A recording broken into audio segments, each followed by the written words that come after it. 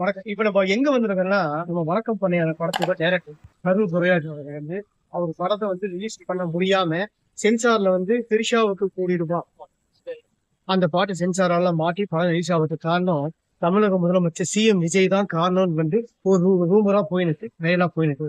ஆனா இப்ப அது உண்மையா பொய்யான்னு இதுதான் தெரியாதா நம்ம எல்லாம் யோசிச்சிருந்தோம். ஆனா இன்னைக்குன்னு பார்த்து கரூர் துரைராஜ் அவர்கள் சென்னைக்கு வந்திருக்காரு. ஓகேங்களா? சென்னைக்கு வந்திருக்காரு. இத நம்ம உண்மையா இல்லையான்னு நம்ம இத அவர்கிட்டயே கேட்டுருவோம் வாங்க. சார் விஜய் நடிகரா இருக்கும்போது அவரோட படம் தரப்பட்ட அதனால பல முதலமைச்சர் கிட்ட போயிட்டு நம்ம படம் ரிலீஸ் ஆகுதுன்னு சொல்லி கதறல.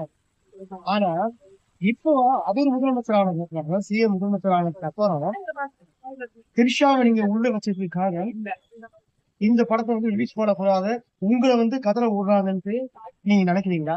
அது அது உண்மையான செய்தி தானா? நீங்களே சொல்லுங்க.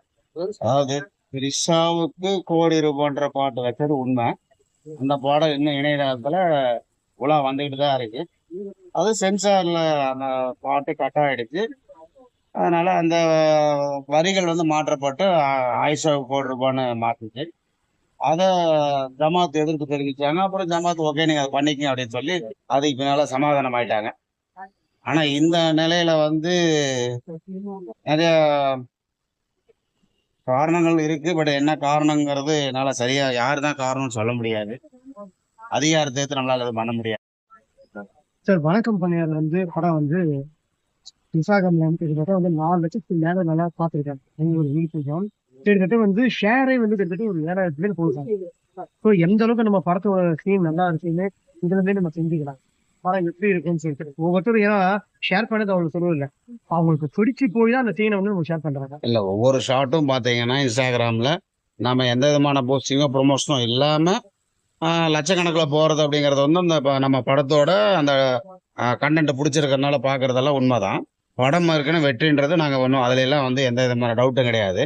பட் படம் ஏன் அப்படிங்கறது எனக்கு அப்ப இதுக்கப்புறமும் இந்த படம் ரிலீஸ் ஆகிறதுக்கான ஒரு டிவிக்கு பின்னாடி வேலை பாக்குறாங்களா? கடவுளுக்கு தான் சார் தெரியும். ஆனா யாரும் இயக்குறாங்கிறது புரியுது. ஆனா அது யார் இயக்குறாங்கன்றது கடவுளுக்கு தான் தெரியும். அடிச்சு சொல்ல முடியுமா? நான் தான் முதலே சொல்லிட்டேன் சார், எந்த அதிகார வர்க்கத்தோட மோதனை வரல. அதனால இது கடவுளுக்கு தான் வெளிச்சம் வழி, எனக்கு தெரியல. சார் முதலமைச்சரோட தலையீடு இருக்கும் அப்படின்னு மக்கள் பொதுவாக பேசிக்கிறாங்க. அது நீங்க எப்படி சார் பாக்குறீங்க? அது டைரக்டரா நீங்க எப்படி பாக்குறீங்க? அதாவது உண்மையா பொய்யான்றது எனக்கு கரெக்டா தெரியல. ஆனா போயிட்டு இருக்கிற பார்க்கும்போது எனக்கும் அந்த மாதிரி நினைக்க தோணுது. ஏன்னா திரிஷாவுக்கு ₹1,00,00,000 வச்சது நம்ம ஆடி வரும் திரிஷான்னு தான் வச்சோம். நிறைய திரிஷான்றதை நம்ம மைண்ட்ல அன்னைக்கு வச்சு நம்ம பண்ணல.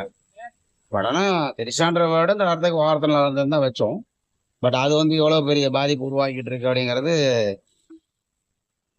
மேபி எனக்கு சரியா சொல்ல வரல. அதிகார வர்க்கத்தை எடுத்து என்னத்தை சொல்றதுன்னு எனக்கு புரியல சார். அதாவது ஒரு படமே இன்னும் ரிலீஸ் பண்ணல. டிவி கேட்டா நாம எப்படி சொல்லி டிவி கேட்டா அதிகமா சொல்ல கொடுத்தது. அது அந்த படம் ரிலீஸ் ஆகிறதுக்கு முன்னாடியே எப்படி இன்னொரு படம் ஸ்டார்ட் பண்ணீங்க? அதுக்கு ஒரு பெரிய எந்த ஒரு டேரக்டர் இருந்தாலும் யோசிப்பாங்க. ஆனா நீங்க அந்த படம் வெளியில வர்றதை பத்தி எந்த விதமா இது பண்ணாம இப்ப ஸ்டார்ட் பண்ணீங்க. அதுக்கு ஒரு கெட்ஸ் வேணும் சார். இல்ல படம் ஓன் ரிலீஸ் போறதுன்னு ஒரு முடிவு பண்ணேன். இடையில பிசினஸ்னால அப்படியே இருந்தது. அடுத்த படங்கிறது நாங்கள் ஒரு டார்கெட் இந்த டைமுக்குள்ள இந்த படம் ஸ்டார்ட் பண்ணணும் ஒரு டார்கெட் வச்சு இந்த 3 மாசத்துலேயே படம் ஸ்டார்ட் பண்ணணுன்றது ஒரு டார்கெட் வச்சிருந்தோம். படம் அந்த டைமுக்குள்ளார நாங்கள் தள்ளி போச்சா வழியே. மற்றபடி படம் ஆரம்பிக்கிறது கன்ஃபார்மாக இருந்தது. அதனால நான் மரண தீர்ப்பு அதாவது 3 டைட்டில் வச்சிருந்தோம். 3 படங்கள் பண்றதாக இருந்தது. அதுல ஒரு படம் மரண தீர்ப்பு. இந்த மரண தீர்ப்பு நாங்க ஆரம்பிச்சு பண்ணிட்டு இருக்கிறோம். பிஜேபில இருந்திருக்கீங்க. ஒருவேளை நீங்க பிஜேபில இருந்த சொல்லிட்டு விஜயோட கட்சிக்கு அவர் சீட்டும் வராம இருந்திருக்காரு. மோடி அவர்களுக்கு சிலதெல்லாம் கொஞ்சம் ரெஸ்பான்சிபிள் மாதிரி இதெல்லாம் பண்ணிக்கிறாரு. அதனால நீங்க ஒண்ணே விஜய் மேல கொள்கை எதிர் வேற அறிவிச்சிருக்காரு. ஆமா இல்ல அது அதனாலயே நீங்க விஜய் மேல ஏதாவது சொல்றீங்க. விஜய் தாக்கி பண்ணிட்டீங்க. இல்ல விஜய் தாக்கிலாம் நான் படம் பண்ணல. படம் வெளியில வரதுக்கு முன்னாடி திரிஷாக்கு ₹1,00,00,000 இருந்துச்சு. ஓகேங்களா? இப்போ பாத்தீங்கன்னா தப்பு இருக்கு. சோ இப்ப திருப்பி நீங்க அவர்கிட்ட மோதுற மாதிரி தான் நான் சொல்றேன். இல்ல சார், அதாவது படங்கள் நான் விற்பனைக்கு போகும்போது 2 விஷயங்கள் பார்த்தாங்க. அதாவது விஜய் திரிஷாவுக்கு ₹1,00,00,000 வச்சதுனால விஜய் முதலமைச்சர் ஆயிடுவாரா, பார்த்துக்கிட்டு படம் வாங்கலான்னு அப்போ கொஞ்சம் தள்ளி போச்சு. அதுக்கு அடுத்தது வந்து இப்போ அவர் முதலமைச்சர் ஆனதுக்கு பின்னால மேபி அந்த பயம் வாங்குறவங்களுக்கு இருந்ததா என்னன்னு எனக்கு தெரியாது. பட் ஆனால் அப்பயும் வந்து ரிலீஸ் வந்து நாங்கள் தான் போகிறோம். இப்போ படம் பிஸ்னஸ் மற்றதெல்லாம் போகுது அப்படின்னாலும் நாங்கள் இப்போ ரிலீஸ் வந்து நாங்கள் ஓன் ரிலீஸ் தான் போகிறோம். அதில் ஒன்றும் யாருக்கும் அது பாதிப்பும் இல்லை. படம் அடுத்த படம் அப்படிங்கிறதுல தற்கொலை கூட்டம்ன்றதை வச்சது அந்த ஒரு ரீசனுக்காக தான். உள்ள இருக்க தற்கொலைகள் தான் அதை பண்ணுறாங்கன்ற ஒரு விஷயத்தை தான் நம்ம வச்சிருக்கிறோம். பட் பிஜேபியில் வந்து ஒரு மோடி விஜய் அப்படிங்கிறது அவங்க 2 பேர்த்துக்குள்ளார இருக்கக்கூடிய ஒரு அரசியல் விஷயம். அதுக்குள்ளார நம்ம சாதாரண ஒரு பொறுப்புல இருந்துட்டு வெளியே வந்தோம். அதனால நமக்கும் அதுக்கு எந்த சம்பந்தமும் கிடையாது. சார், முதலமைச்சர் ஒரு முன்னாள் நடிகர் தான். இப்போ நீங்களும் டைரக்டர் எல்லாம் சினிமா துறை தான். நீங்க ஏன் சார் முதலமைச்சர் மீட் பண்ணி இது ஒரு சொல்யூஷன் கொண்டு வர நீங்க ஏன் சார் அந்த முயற்சி எடுக்கல? முயற்சி பண்ணீங்களா இல்ல உங்களுக்கு டைம் கிடைக்கல? இல்லை, நான் முதலமைச்சரை இன்னும் பார்க்கணும்னு அப்பாயின்மெண்ட்டும் கேட்கல. முதலமைச்சர் பார்க்குறேன்னு நான் எதுவும் இந்த படத்துக்காக நான் சொல்லவும் இல்லை. பட் அவர் மேலே எந்த தாக்குதலும் வைக்கலன்னு வச்சுக்கோங்க. பட் அது அடுத்தது. ஏன்னா அவரா வந்து அதாவது பிரபலங்கள் போய் பார்க்கறதும் வர்றதும் வாழ்த்துறதெல்லாம் வேற விஷயம். அதாவது அவர் கூட நடிச்சாங்க அதனால போய் பார்க்கறதெல்லாம் இது ஒரு பெரிய ஒரு விஷயங்கள் கிடையாது. அவர் இன்னைக்கு வந்து படங்கள் ரிலீஸ் பண்ணும்போது எவ்வளோ கஷ்டப்பட்டாரு. சின்ன படங்கள்லாம் ரிலீஸ் ஆகாம தியேட்டர்ல எவ்வளோ கஷ்டப்படுறாங்க. தியேட்டரை வந்து எவ்வளோ பிளாக் பண்றாங்க. எவ்வளோ வந்து சென்னையில் வந்து சினிமா பேரை பயன்படுத்தி மற்ற டிஸ்ட்ரிபியூட்டர்ன்ற பேர்ல எவ்வளவு வந்து அராத்தெல்லாம் போயிட்டு இருக்குன்றது ஒரு முதலமைச்சராக இருக்கிற ஒருத்தருக்கு நல்லாவே தெரியும். ஏன்னா சினிமால இருந்து வந்ததுனால. சினிமாவுக்கு அவர் என்ன பண்ணிட்டாரு இப்போ? சினிமாவுக்குள்ளார வந்து 40 நாள் 50 நாளுக்கு தான் ஆச்சு. அதனால எதுவும் பண்ண முடியலன்னு கூட சொல்லலாம். ஆனா அட்லீஸ்ட் ஒரு அள்ளி எதுவும் பண்ணலனால ஒரு கில்லியாவது ஏதாவது பண்ணியிருக்காரா?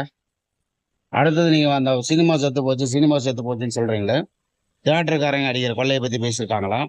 அதுக்கு அடுத்தது வந்து பாத்தீங்கன்னா புதிய படங்கள்லாம் உள்ள தியேட்டருக்குள்ளார வராம இருக்கிறதுக்கு ஓடிடியும் தியேட்டருக்காரங்களும் அன்கோ போட்டுட்டு ஓடிடியில வந்து படம் பண்ணி தியேட்டர் கொண்டு போன்றது, தியேட்டர்ல இருக்கிற ஓடிடியில் வித்துட்டுன்றது, இதெல்லாம் வச்சு கூத்தடிக்கிறது ஏதாவது பேசியிருக்கிறாரா? இல்லை உங்களுக்கு வந்து சிறு படங்களுக்கு வந்து என்ன ஒரு முடிவு எடுத்திருக்கிறாரு? ரைட்டு, மக்கள் 250 இப்போ உங்கள்கிட்ட நீங்கள் கேட்கறதுனால உங்கள்கிட்ட ஒரே ஒரு விஷயத்த மட்டும் ஷேர் பண்ண வரேன், மக்களுக்காக ஷேர் பண்ண விரும்புகிறேன். 250 ரூபாய் கட்டி நீங்கள் வந்து ஒவ்வொரு சேனலும் நீங்கள் சப்ஸ்கிரைப் பண்ணி பார்க்குறீங்கல்ல, உங்களுக்கு வந்து முன்னால் வந்து எப்படி கொடுத்துட்டு இருந்தாங்க? படங்கள், பாடல்கள், நாடகங்கள், செய்திகள் எல்லாம் நடுநிலையாக இருந்ததா? இப்போ நீங்கள் எதை பார்த்துட்டு இருக்கிறீங்க? ஏதோ ஒரு ஒரு நாளைக்கு 50,000 1 லட்சத்தில் எடுக்கக்கூடிய நாடகங்கள், ஒரே போக்கில் போயிட்டு இருக்கிற நாடகங்கள், அவ்வளவுதான். ஏதாவது ஒரு புதிய படங்கள் ஏதாவது வருதா? பல வருஷங்களான பழைய படங்களே திருப்பி 250 ரூபாய் கட்டி பார்த்துட்டு இருக்கிற அளவுக்கு தமிழக மக்கள் முட்டாளா இருக்கிறதுனால தான் இன்னைக்கு இருக்கிற எந்த சேனலாவது ஒரு புதிய படங்களை வாங்கி உங்களுக்கு போடுறாங்களா? அப்ப அது மேல ஏன் ஒரு முதலமைச்சர் நடவடிக்கை எடுக்கல? ஃபியூச்சர்ல நீங்க பாக்க முதலமைச்சர் நேர்ல மீட் பண்ணி உங்க கோரிக்கையை வைக்க வாய்ப்பு இருக்காது ஃபியூச்சர்ல? அதாவது அவர் ஒரு நடிகரா இருந்தாரு, அதனால அவரை மீட் பண்றதுக்கு வாய்ப்பு இருக்கலாம். நான் ஒரு 2 பேரும் சினிமா துறைங்கிறனால மீட் பண்ணலாம். அது வந்து முதலமைச்சர் நம்ம கேட்குற அப்பாயின்மெண்ட்டுக்கும் காரணத்துக்கும் அவர் விருப்பப்பட்டா அப்ப மீட் பண்ணலாம். அது வந்து சந்தர்ப்பங்கள் அன்றைய சூழ்நிலைகளை பொறுத்தது. ஆனா இதுக்காக நான் போய் இது வரைக்கும் பார்க்கறதுக்கான முயற்சி நான் எடுக்கல. சார், உங்களோட அப்கமிங் ப்ராஜெக்ட் நாங்க கேள்விப்படும். அடுத்த ப்ராஜெக்ட் மரண தீர்ப்பு, தற்குறி கூட்டம், அட்டாக்லைன்லாம் வச்சிருக்கீங்க. திருப்பி நீங்க ஒரு உங்களோட ப்ராஜெக்ட் வந்து எடுக்கிறது வந்து சர்ச்சை ஆகணும், வைரல் ஆகணும்காக வந்து இப்படிலாம் வந்து அடுத்தவங்களை காயப்படுத்துற மாதிரி தெரியுது. ஏன்னா தற்கூரி கூட்டம் வச்சிருக்கீங்க. அந்த தற்கூரி கூட்டம் நீங்க யாரை காயப்படுத்துறீங்கன்னு தெரியுது.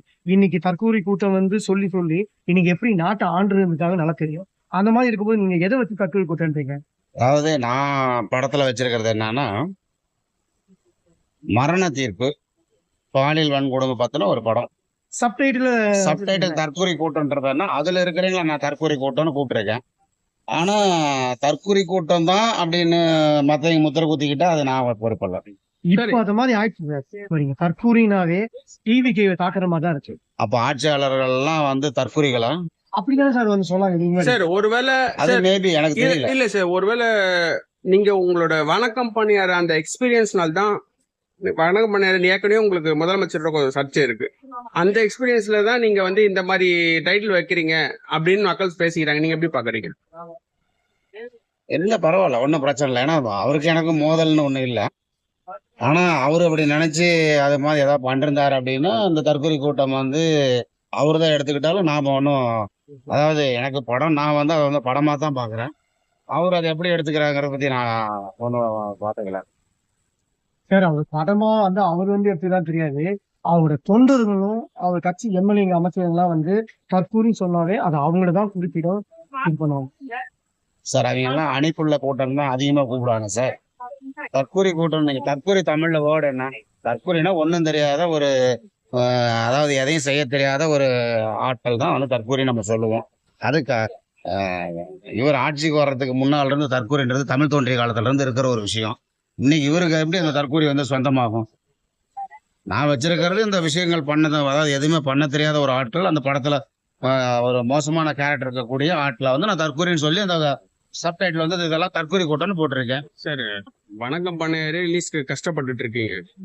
இப்ப இந்த படம் எந்த அளவுக்கு ரிலீஸ் ஆகும் நீங்க நம்புறீங்க? அதாவது வணக்கம் பண்ணையார் வந்து கஷ்டப்படல. வணக்கம் பண்ணையார்னால நான் ஒன்றும் ஆடல. அதான் நிறைய பேர் வந்து இவங்க வந்து சொல்லிட்டு இருக்கிறதுனா வணக்கம் பண்ணையார் வந்து ரிலீஸ் ஆகலைன்னா இவர் வந்து இதோட ஒளிஞ்சார் அப்படின்ற மாதிரிலாம் பேசுறதெல்லாம் அதாவது பேச்சுக்கு நல்லா இருக்கும். இன்னும் 10 படம் அது மாதிரி நின்னாலும் இந்த ப்ரொடியூசர் டைரக்டரால என்னால் நிற்க முடியும். அது வேறு. தற்கொலை கூட்டம்னு வச்சிருக்கிறோம் அப்படிங்கிறது வந்து என்னன்னா அந்த கதைக்கான சப்டைட்டில் தான் அதான வழிய படத்தோட இதுல இருந்து மரண தீர்ப்பு. அப்படி இருக்கிற பட்சத்துல வந்து நீங்க தற்கொலை கூட்டம் வந்து ஒரு சப்டைட்டில், அதுக்குள்ளார வரக்கூடிய ஒன்றும் தெரியாதவங்களை பார்த்தீங்கன்னா சப்டைட்டில் அது. சார், நீங்க இந்த படத்துல இந்த டைட்டில் வைக்கிறது ஒருத்தர் டார்கெட் பண்ண, நீங்க ஒரு அரசியல் கட்சியினோட மோதிரம் மாதிரியே டைட்டில் ஒரு மோதிரம் போக்கே இருக்கு சார் உங்க படத்துல. உங்களுக்கு ஏதாவது அரசியல் ஆசை ஏதாவது பேக்ரவுண்ட்ல இருக்காது? சார், நான் ஏற்கனவே பிஜேபியில மாவட்ட பொறுப்புல இருந்துட்டு எனக்கு வந்து வெளியில வந்தவன். நான் ஏற்கனவே வந்து ஏடிஎம்கேல ஒரு 20 வருஷம் டிராவல் பண்ணி வெளியில வந்தவன். அதனால எனக்கு வந்து அரசியல் வந்து புதுசு இல்லை. நான் தனியா வந்து இந்திய மக்கள் சமூக சேவை அப்படின்ற ஒரு அமைப்பை நடத்திக்கிட்டும் இருக்கேன். கொங்கு மக்கள் படம்ன்ற ஒரு டீம் வந்து நான் கொங்கு தேசம் படம் பண்ணும்போது ஒரு டீம் ஃபார்ம் ஆனது. இதெல்லாம் வச்சு அரசியல் பண்றதுக்கு நான் வரல. நான் வந்து இதை வந்து படமா தான் பாக்குறேன். அரசியல் வேறு, படம் வேறு. மரண தீர்ப்புன்றது படத்தோட டைட்டில். இதுதான் சொன்னேன், பாலினத்தை பத்தின, பாலின வன்கொடுமை பத்தின ஒரு படம். இது வந்து தற்கொலை கூட்டம் ஏன் வச்சேன் அப்படின்னாக்க தற்கொலையா இருக்கிறவன் தான் அதை பண்றான்றத நான் வச்சிருக்கேன். அப்ப தற்கொலைகள் வந்து யார் அப்படிங்கறது வந்து படத்துல பார்த்து தெரிஞ்சுக்கிட்டோம். நீங்க அதை அரசியலா நினைக்கிறீங்க? சரி, அது இல்ல சார், ஜென்ரலா இப்ப எல்லாருக்கும் ஒரு இப்ப தற்கொலை கூட்டினா யாரு சார் நாம வரும்? இப்ப எல்லாம் நம்ம திமுக ஆகட்டும், நிறைய கட்சி ஆகட்டும், தற்கொலை கூட்டம் யார சொல்றாங்க அது உங்களுக்கே தெரியும். அதனால இப்ப எடுத்தோடனே மக்களுக்கு எல்லாம் என்ன சார் தோணும் தற்கொலை கூட்டம்னா? அதனால நீங்க ஒரு பரபரப்புக்கோசரம் வைக்கிறீங்களோ? இல்ல, அது அப்ப மட்டும் வந்து இல்ல.